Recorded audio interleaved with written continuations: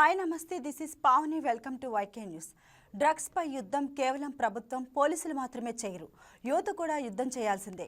మీ జీవితం మీరు రాసుకునే పుస్తకం, అందులో కొన్ని పేజీలు చీకటిమయమైతే జీవితకాలం తలరాత మారిపోతుంది. Say no to drugs bro. ముందుగా హెడ్లైన్స్ చూద్దాం.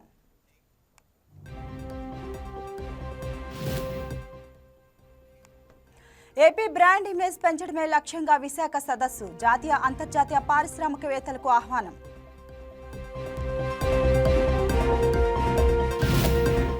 ఏపీ పర్యాటక రంగానికి జాతీయ గుర్తింపు కోసం ప్రయత్నాలు, కేంద్రానికి రాష్ట్ర విజన్ తెలియజేయనున్న మంత్రి దుర్గేష్.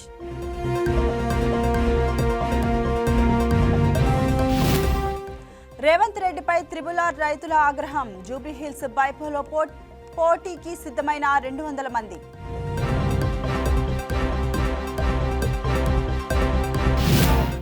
కాంగ్రెస్ పై కేటీఆర్ మండిపాటు, జూబ్లీహిల్స్ దొంగ ఓట్లు చేస్తున్నారని ఆరోపణ.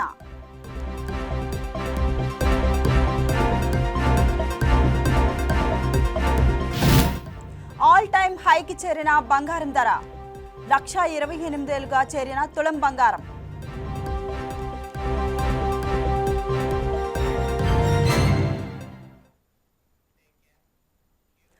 అమరావతి నిర్మాణంలో కీలక ముందడుగు పడింది. ఆంధ్రప్రదేశ్లో ప్రభుత్వం మారిన తర్వాత రాజధాని పనులు ప్రారంభమైన తర్వాత తొలి భవనం ప్రారంభోత్సవాన్ని పూర్తి చేసుకుంది. రాజధాని కోసం భూములిచ్చిన రైతులతో కలిసి సీఎం చంద్రబాబు ఈ భవనాన్ని ప్రారంభించారు. ఈరోజు ఉదయం 9:50 వేద పండితులు మంత్రోచ్చరణల మధ్య ఈ కార్యక్రమం జరిగింది. ప్రారంభోత్సవానికి ఇచ్చేసిన సీఎంకు పండితులు పూర్ణ కుంభంతో ఘనస్వాగతం పలికారు. రైతులతో కలిసి రిబ్బన్ కట్ చేసి నూతన భవనాన్ని ముఖ్యమంత్రి చంద్రబాబు ప్రారంభించారు.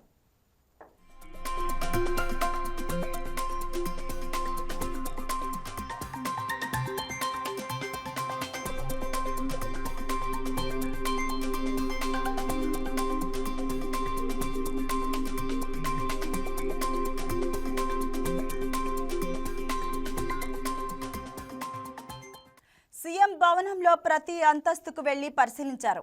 G+7 అంతస్తుల ప్రధాన భవనంతో పాటు మరో 4 ప్రీ ఇంజనీర్డ్ భవనాలను కూడా నిర్మించారు.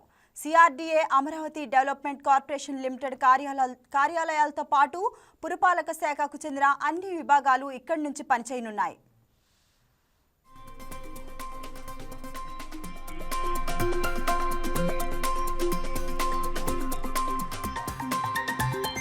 రాజధాని నిర్మాణానికి రైతులు చేసిన త్యాగం వెలకట్టలేనిది అని ఈ సందర్భంగా సీఎం చంద్రబాబు అన్నారు. రైతుల సమస్యలు పరిష్కరించే బాధ్యతను మంత్రి నారాయణ, కేంద్ర మంత్రి పెమ్మసాని, తాడికొండ ఎమ్మెల్యే శ్రావణ్ కుమార్కు అప్పగించారు. CRDA బిల్డింగ్లో మొత్తం 8 ఎకరాల్లో మరో 4 భవనాలు ఏర్పాటు చేశారు. ఒక్కో భవనం 41,500 చదరపు అడుగులు విస్తీర్ణంలో ఉంది.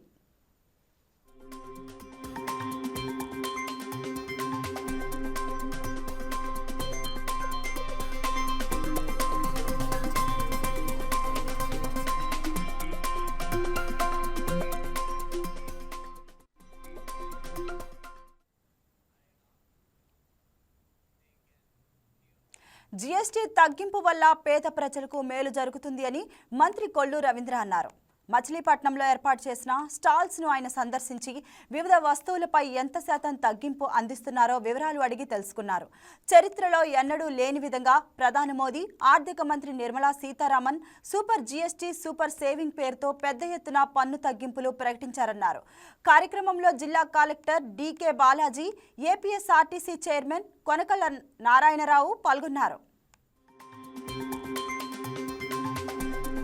భారతదేశంలో గౌరవ ప్రధాని నరేంద్ర మోడీ గారు, అలాగే ఆర్థిక శాఖ మంత్రి నిర్మలా సీతారామన్ గారు గతంలో చరిత్రలో ఎప్పుడూ లేని విధంగా మొట్టమొదటిసారిగా సూపర్ GST సూపర్ సేవింగ్ అంటే GSTని తగ్గించినటువంటి చరిత్ర గతంలో ఎప్పుడూ లేదు. అంటే ఏ ట్యాక్స్ అయినా సరే, ఎందుకంటే ఒకసారి మనం కానీ గుర్తు చేసుకుంటే గతంలో వేరు ట్యాక్సెస్ ఉండే.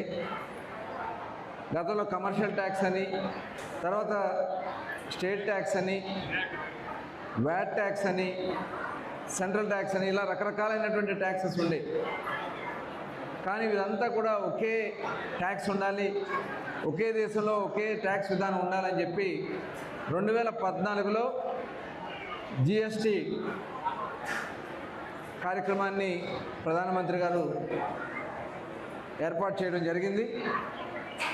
దానిలో భాగంగా రాష్ట్రంలో అంతా కూడా అన్ని రాష్ట్రాల్లో కూడా కేంద్ర ప్రభుత్వమే జిఎస్టి వసూలు చేసి రాష్ట్రాలకు వాటాలు ఇస్తారు. అభివృద్ధి చేసే కార్యక్రమాల్లో ఆ వచ్చినటువంటి ఫండ్స్ని రాష్ట్ర వాటాల కింద విడగొట్టి ఇచ్చే కార్యక్రమం కేంద్ర ప్రభుత్వం చేస్తూ ఉంది. ఇవాళ జిఎస్టి ద్వారా బ్లాక్ మార్కెట్ని అరికట్టడం జరిగింది. దానివల్ల తీసుకున్నటువంటి చాలా సంస్కరణ వల్ల దేశ ఆదాయం పెరిగింది. పెరిగిన ఆదాయాన్ని ప్రజలకే పంచాలని చెప్పి ప్రధానమంత్రి నరేంద్ర మోడీ గారు తీసుకున్నటువంటి నిర్ణయంలో భాగమే ఈ సూపర్ జిఎస్టి, సూపర్ సేవింగ్స్ అని చెప్పి ఖచ్చితంగా మనందరం కూడా చెప్పవచ్చు. ఇవాళ ఒక్క మన ఆంధ్ర రాష్ట్రంలో చూస్తే 8,000 కోట్ల రూపాయలు ఈ జిఎస్టి వల్ల ఆదాయం రాష్ట్ర ప్రభుత్వానికి కొంత తగ్గినా ప్రజలకి ఆదాయం వస్తుంది. అది ఇవాళ మనకున్నటువంటి వస్తువుల మీద తీసుకుంటే ఏదైతే మనం ఫుడ్ ప్రొడక్ట్స్ ఇళ్లలో మనం సామాన్యంగా వాడుకునే నిత్యావసర సరుకులు దాదాపు 0%కి వచ్చింది. అలాగే మెడిసిన్స్ మీద కూడా గతంలో 18% ఉన్నటువంటి ట్యాక్సెస్ కొన్నిటి మీద 5%కి వచ్చినాయి. కొన్ని ప్రాణాంతకమైనటువంటి వ్యాధులు, క్యాన్సర్స్ కానీ ఇలాంటి వ్యాధులకు వస్తే 12% నుంచి 0%కి వచ్చింది. ఇవన్నీ కూడా ప్రజలకి సేవింగ్స్ చేసుకోవాలి. అలాగే ఇన్సూరెన్స్, హెల్త్ ఇన్సూరెన్స్లు కానీ అదేవిధంగా లైఫ్ ఇన్సూరెన్స్లు కానీ ఇవాళ దగ్గర 28% ఉండేది ఇవాళ 18% 18 ఉండేది ఇప్పుడు పూర్తిగా తీస్తారు, 0 చేశారు. అంటే గతంలో 1,00,000 రూపాయల పాలసీ మనం చేస్తే 18,000 రూపాయలు ట్యాక్సెస్ పోయేది, ఇవాళ 18,000 రూపాయలు మనకు కలిసి వస్తున్నాయి. కాబట్టి ఇలాంటి ఒక వినూత్నమైనటువంటి కార్యక్రమాలు ఎవరైతే వ్యవసాయం చేస్తున్నారో, ఉత్పత్తిదారులు ఉన్నారో, ట్రాక్టర్స్ వస్తే 40,000 నుంచి 80,000 రూపాయలు కూడా కలిసి వచ్చేది ఉంది. అదేవిధంగా స్ప్రేయర్స్ కానీ, పవర్ స్ప్రేయర్స్ కానీ ఇవాళ కొత్తగా టెక్నాలజీ వస్తుంది, డ్రోన్స్. ఈ డ్రోన్ మీద అయితే ఒక్కొక్క డ్రోన్ మీద దగ్గర 10 లక్షల రూపాయలు ఖరీదు ఉంటే 60,000 రూపాయలు ట్యాక్స్ కలిసి వస్తుంది. ఫ్రిడ్జ్, ఒక సామాన్యుడు వాళ్ళ ఏసీ లేకుండా ఎవరు లేరు. ఉన్నటువంటి ఏసీ పెట్టుకోవాలంటే మినిమం ఇవాళ 50,000 రూపాయలు, ఏసీలో 10% కలిసి వస్తుంది. 50,000 తక్కువ లేదు. అంటే 10% అంటే 5,000 రూపాయలు మనకు కలిసి వస్తుంది. ఫ్రిడ్జ్ మీద 10% కలిసి వస్తుంది. అలాగే మనం వాడుతున్నటువంటి ఇవాళ సామాన్యుడు కూడా కారు కావాలని కోరుకుంటాడు. ఇవాళ కారు కొనుక్కోవాలంటే దగ్గర 28% ఉండే ట్యాక్స్ ఇవాళ దగ్గర ఎంత కలిసి వస్తుందమ్మా? 18కి వచ్చింది. అంటే ఎంత కలిసి వస్తుంది? 40,000 నుంచి 50,000 రూపాయలు, 4-5 లక్షల రూపాయలు తక్కువ లేదు కారు ఖరీదు. ఇవాళ అవన్నీ కూడా మన సామాన్యుడు కూడా కారులో తిరగాలనే కోరికని ఇవాళ నెరవేర్చడం కోసం కేంద్ర ప్రభుత్వం, అలాగే గౌరవ ముఖ్యమంత్రి నారా చంద్రబాబు నాయుడు గారు వీళ్ళందరూ కలిసి తీసుకున్నటువంటి నిర్ణయాల్లో ఇవాళ చాలా కలిసి వస్తూ ఉన్నాయి. భారతదేశంలోనే కాదు, ప్రపంచ దేశాలు కూడా తీసుకున్న ప్రభుత్వం భారతదేశంలో మరి మోడీ గారి ప్రభుత్వం తీసుకున్నా ఉన్నారు. అదేవిధంగా రాష్ట్రంలో కూడా పేద మధ్యతరగతి సూపర్ 6 కార్యక్రమాన్ని మరి కార్యక్రమాన్ని వచ్చి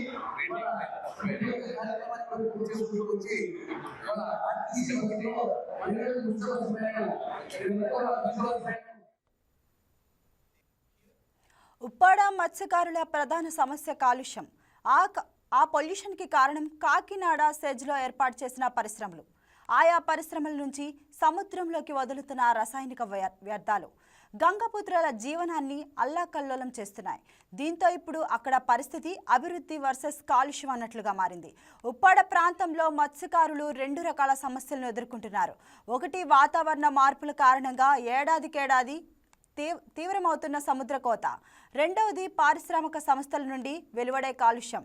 మొదటి సమస్యను కొన్ని తరాల నుండి ఇక్కడ మత్స్యకారులు ఎదుర్కొంటున్నారు. పిల్లలను మార్చినట్లు అలల ఉధృతి నుంచి కాపాడుకోవడానికి తమ నివాసాలను ఎప్పటికప్పుడు మార్చుకుంటూ జీవనాన్ని కొనసాగిస్తున్నారు. ఉప్పాడ తీరానికి వెళ్లే వారికి ఎవరికైనా గతంలో వారు ఎక్కడ నివసించారు, ఇప్పుడు ఎక్కడ ఉంటున్నారు అన్న దృశ్యాలు కనిపిస్తున్నాయి. ఈ సమస్యను ఎదుర్కోవడానికి గత ప్రభుత్వాలు కొంత కృషి చేశాయి. తాజాగా deputy CM Pawan Kalyan retaining wall కడతామని, దానికి కేంద్రం కూడా సానుకూలంగా ఉందని చెప్పారు.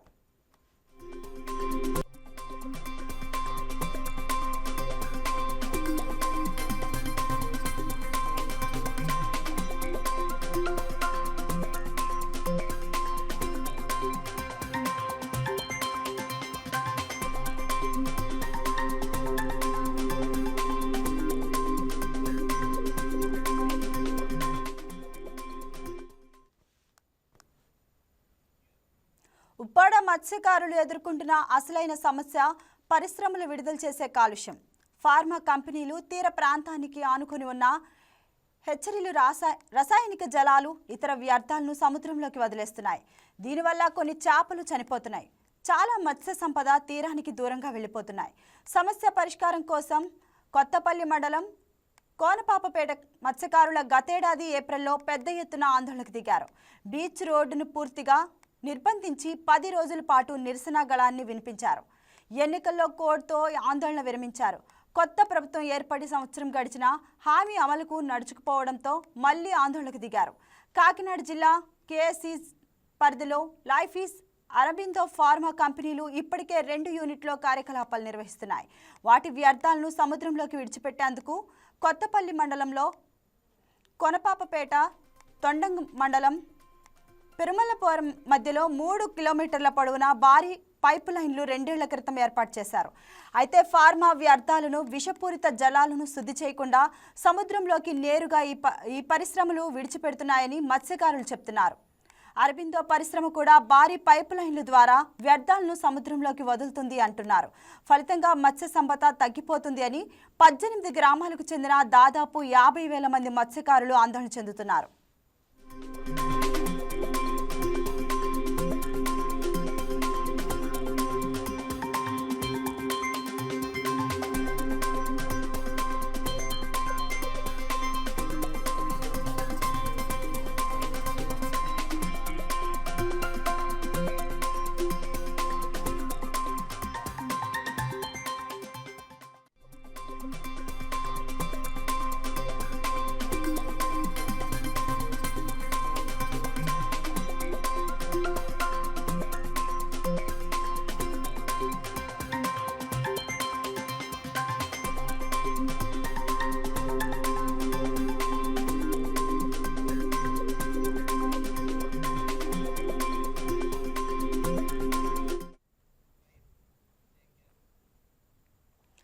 ఫార్మా కాలుష్యంతో ఉప్పాడ తీరంలో మత్స్య సంపదకు నష్టం వాటిల్లడమే కాకుండా తమ మనుగడకే ముప్పు ఏర్పడుతుంది అని మత్స్యకారులు ఆందోళన చెందుతున్నారు.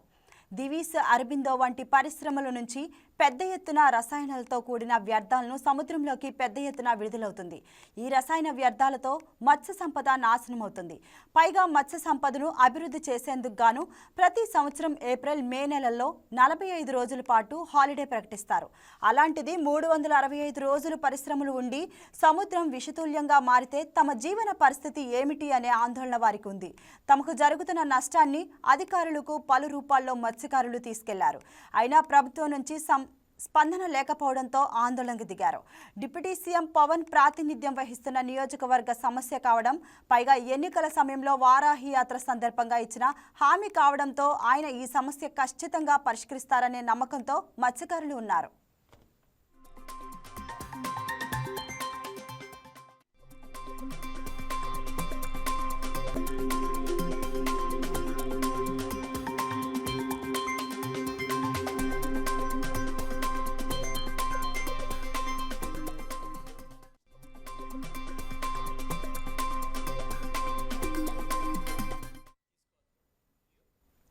అయితే పరిశ్రమలను మత్స్యకారులు ఎవరూ వద్దు అనడం లేదని పవన్ ఉప్పాడలో చేసిన ప్రసంగంలో చెప్పారు.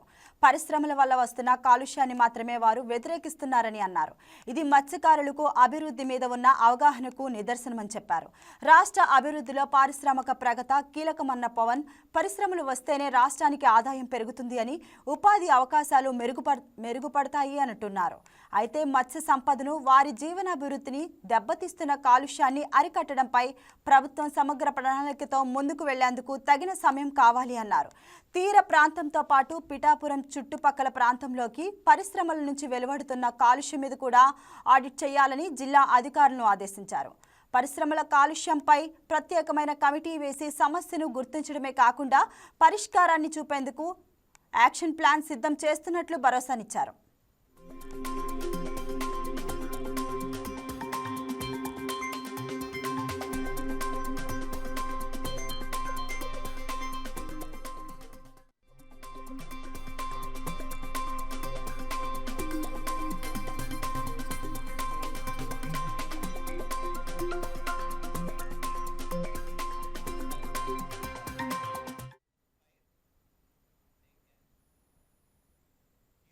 రాష్ట్ర ప్రభుత్వం కొంతకాలం క్రితం ఆమోదించిన మారిటైమ్ పాలసీ మత్స్యకారుల పాలిటీ శాపంగా మారుతుందన్నారు అభిప్రాయం వ్యక్తమవుతుంది. తీర ప్రాంతంలో నౌకాశ్రయాలు, వాటి అనుబంధ పరిశ్రమలకు ఉద్దేశించిన ఈ పాలసీలో మత్స్యకారుల గురించి, సిఆర్జెడ్ నిబంధనల గురించి నామమాత్రంగా కూడా ప్రస్తావించలేదనే ఆరోపణలు ఉన్నాయి. అలాగే పరిశ్రమల నుంచి వచ్చే కాలుష్యాన్ని అరికట్టే అంశంపై కూడా ఎటువంటి ప్రస్తావన లేదని చెప్తున్నారు. అంతేకాదు కాకినాడ చుట్టుపక్కల ఇప్పటికే పెట్రోలియం సహా వివిధ రంగాల పరిశ్రమలు ఉన్నాయి. 9,000 చిన్న తరహా పరిశ్రమలు, 65 మెగా పరిశ్రమలు ఉన్నాయి. రానున్న రోజుల్లో పారిశ్రామిక రంగాన్ని ఆకర్షించేందుకు ప్రభుత్వం కొత్తగా మౌలిక సదుపాయాలు కల్పించేందుకు సిద్ధమవుతుంది. కోనసీమ, కాకినాడ జిల్లాల మధ్య విమానాశ్రయం ఏర్పాట్లు చేయాలన్న ఆలోచనలో ప్రభుత్వం ఉంది. కోనసీమ, కాకినాడ జిల్లాల నుంచి కొబ్బరి, చేపలు, రొయ్యలు, ఫార్మా వంటి ఉత్పత్తుల రవాణాకు అనుకూలంగా ఉంటుంది అని అంచనా వేస్తున్నారు.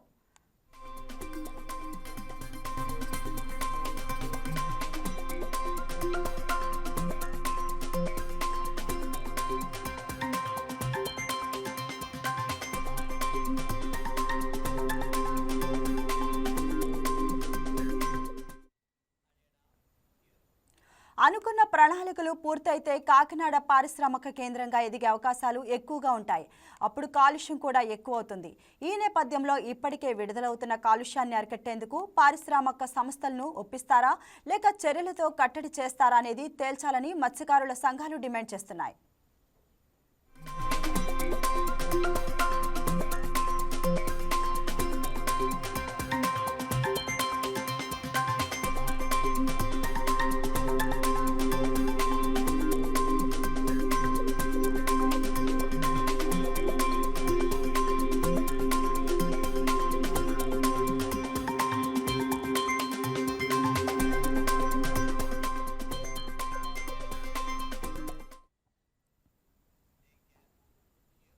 ఉమ్మడి కర్నూలు జిల్లాలో ప్రధాని మోదీ పర్యటన ఏర్పాట్లపై మంత్రి మండిపల్లి రాంప్రసాద్ రెడ్డి సమీక్షించారు. ప్రధాని పర్యటనలో భాగంగా రవాణా పరంగా ప్రజలకు ఎలాంటి అసౌకర్యం కలగకుండా చర్యలు తీసుకోవాలని సూచించారు. ప్రయాణికుల భద్రత, సౌకర్యం, సమయపాలనపై దృష్టి సారించాలని అధికారులకు మంత్రి మండపల్లి ఆదేశించారు.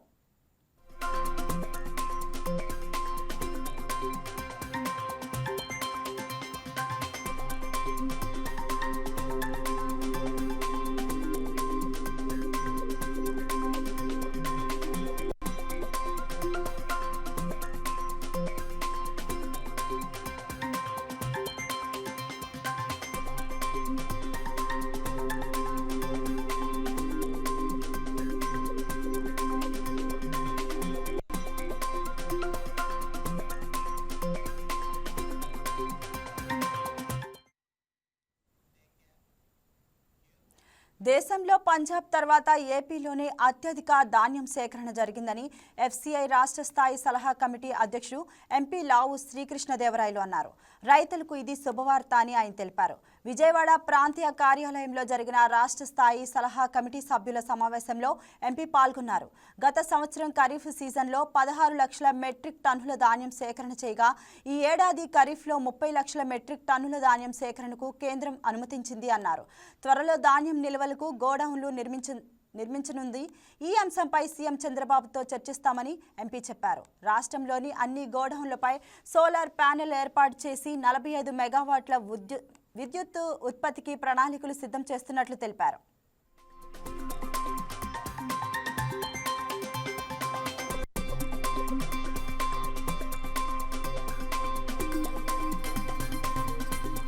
ఆంధ్రప్రదేశ్ రైతులందరికీ కూడా ఎవరైతే ధాన్యం పండిస్తూ ఉన్నారో వారందరికీ కూడా మంచి వార్త. ఎఫ్సిఐ తరపు నుంచి, కేంద్ర ప్రభుత్వం తరపు నుంచి ఏదైతే ఖరీఫ్కి ప్రొక్యూర్మెంట్ ఉందో దాంట్లో ఎఫ్సిఐ వైపు నుంచి ఆంధ్ర రాష్ట్రానికి పంజాబ్ తర్వాత అత్యధికంగా ప్రొక్యూర్మెంట్ టార్గెట్ ఇవ్వడం జరిగింది. పోయిన సంవత్సరం ఖరీఫ్కి 16 లక్షల మెట్రిక్ టన్ను ప్రొక్యూర్మెంట్ ఉంటే ఈసారి ఖరీఫ్ పంటకి 30 లక్షల మెట్రిక్ టన్నులు ప్రొక్యూర్మెంట్ చేయాలి అని చెప్పి కేంద్ర ప్రభుత్వం వైపు నుంచి మనం సాధించుకోగలిగాం ఎఫ్సిఐ ద్వారా. ఇది రైతులందరికీ కూడా ఉపయోగపడేది. ఈసారి అద్భుతంగా వర్షాలు పడతా ఉన్నాయి. రాష్ట్రం మొత్తం మీద కూడా మంచి పంట వస్తుందని చెప్పి ఈసారి అందరం కూడా అనుకుంటా ఉన్నాం. పంట రావటం ఒకటి, పండించడం ఒకటి. రైతులు కష్టపడి పండించిన పంటని అమ్మి మంచి ధర తెచ్చుకోవడం కూడా ఈరోజు ముఖ్యమైనదే. దాంట్లో భాగంగా ఎఫ్సిఐ అనేది ప్రతి సంవత్సరం కూడా ప్రొక్యూర్మెంట్ చేసే బాధ్యత తీసుకుంటా ఉంది. అయితే ఇదివరకు మిగతా రాష్ట్రాలు కొద్దిగా ప్రయత్నం చేసి వారి వైపు నుంచి ప్రొక్యూర్మెంట్ టార్గెట్స్ ఎక్కువ పెట్టుకుని అక్కడ ఎక్కువ ప్రొక్యూర్ చేసే పరిస్థితి ఉండేది. కానీ ఈ సంవత్సరం మేము గట్టిగా పట్టుబట్టి రాష్ట్ర ప్రభుత్వం వైపు నుంచి మాకు అత్యధికంగా ప్రొక్యూర్మెంట్ చేయాలని చెప్పుకోవడం జరిగింది.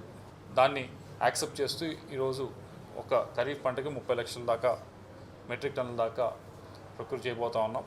అలాగే రబీకి వచ్చి పోయిన సంవత్సరం 10 లక్షల మెట్రిక్ టన్నులు, దాన్ని కూడా పెంచేదానికే ప్రయత్నిస్తాం. ఎందుకంటే అది నెక్స్ట్ క్రాప్ కాబట్టి దాన్ని కూడా పెంచేదానికి ప్రయత్నిస్తాం. ఇది మొదటిది. రెండవది, పోయినసారి ఈ మీటింగ్ ఏదైతే జరిగిందో ఫుడ్ కార్పొరేషన్ ఆఫ్ ఇండియా తరఫున దాంట్లో మేము కోరటం జరిగింది, మీరు క్వాలిటీ ఏ విధంగా మెయింటైన్ చేస్తూ ఉన్నారు దాని నుంచి.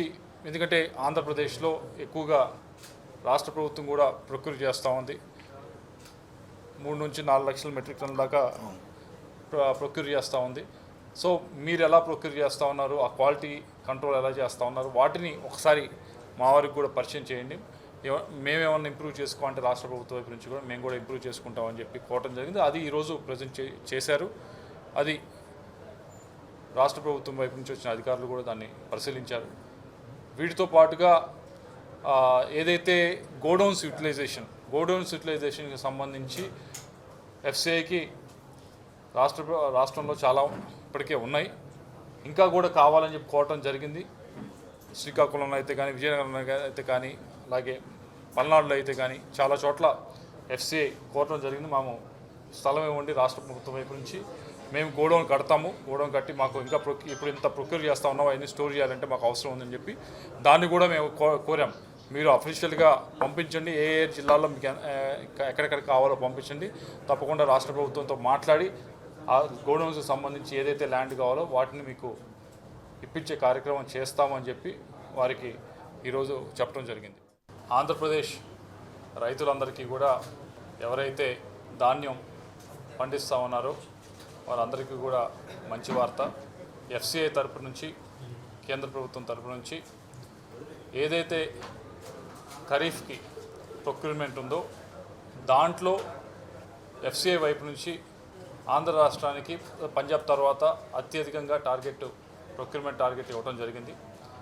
పోయిన సంవత్సరం ఖరీఫ్కి 16 లక్షల మెట్రిక్ టన్ను ప్రొక్యూర్మెంట్ ఉంటే ఈసారి ఖరీఫ్ పంటకి 30 లక్షల మెట్రిక్ టన్నులు ప్రొక్యూర్మెంట్ చేయాలి అని చెప్పి కేంద్ర ప్రభుత్వం వైపు నుంచి మనం సాధించుకోగలిగాం ఎఫ్సిఐ ద్వారా. ఇది రైతులందరికీ కూడా ఉపయోగపడేది. ఈసారి అద్భుతంగా వర్షాలు పడతా ఉన్నాయి. రాష్ట్రం మొత్తం మీద కూడా మంచి పంట వస్తుందని చెప్పి ఈసారి అందరం కూడా అనుకుంటా ఉన్నాం. పంట రావటం ఒకటి.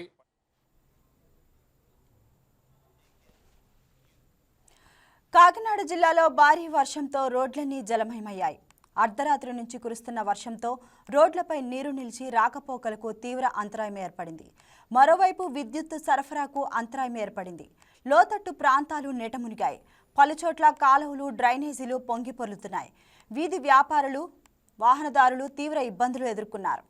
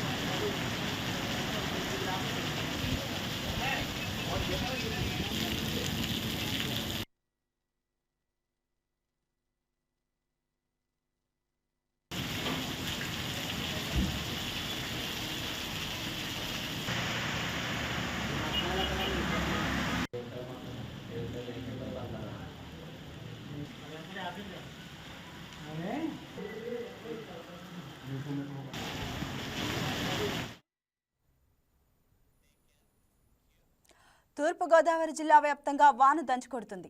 తెల్లవారుజాము నుంచే భారీ ఈదురుగాలులు, ఉరుములు, మెరుపులతో కూడిన భారీ వర్షం కురిసింది. రాజమహేంద్రవరం, తుమ్మలోవ, కంబాల చెరువు, హైటెక్ బస్టాండ్, పలు కాలనీల్లో రోడ్లపై వరద నీరు చేరింది. మరోవైపు విద్యుత్కు అంతరాయం ఏర్పడింది. దీంతో ప్రజలు ఇబ్బందులు పడ్డారు. మరోవైపు పలు ప్రాంతాల్లో కాలువలు, డ్రైనేజీలు పొంగిపొర్లాయి. వాహనదారులు, తోపుడు బండ్లు వ్యాపారులు ఇబ్బందులు పడ్డారు.